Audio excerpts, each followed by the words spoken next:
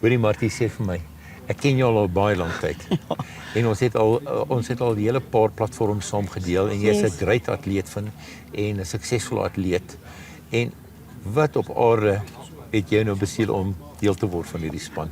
Ek weet hoekom, maar ek wil graag hoor wat sê jy.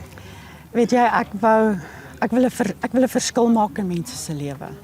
Ek is lief om 'n atleet te wees. Ek was nog my hele lewe lank 'n atleet. En ek wil hoop gee vir ons jong mense. Om te sê, maak nie saak wat se ouderdom jy is nie. As jy die hart het en jy's honger genoeg, dan kan jy enigiets doen wat jy wil doen en kan doen. Sê vir my, wat is jou beroep? Ek is 'n beautician. So jy werk met mense die hele dag? Ek werk met mense, vroumense die hele dag. Die hele dag? Ek werk met hulle naels en hulle hare en hulle make-up en ja. Maar as ek nie mis het nie, jy is betrokke by 'n hele paar projekte, liefdadigheidsprojekte, Yes.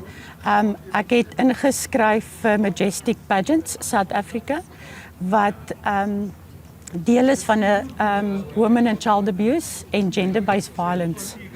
En ons doen 'n charity vir abandoned babies.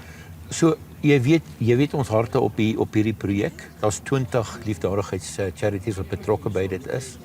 En as jy nou een sou kon kies wat jy gaan verteenwoordig, wie gaan dit wees? SPCA. SPCA. Die SPCA, want daar's soveel diere wat hulp nodig het, wat mense, daar's net nie die support wat daar moet wees om te help wat daar buite kan wees nie. Fantasties. En sê vir my, want ons is altyd baie lief vir diere, maar sê vir my teen opsigte van, jy het nou hierdie ervaring nou bietjie vanoggend al gehad, ons is nou deel die dag wat ons die toetswerk en alles doen, en wat is jou ervaring? Sien jy nou kans vir hierdie 40 dae wat kom? Definitief sien ek kans vir dit. Ek voel soos 'n warm mes wat deur botter gly.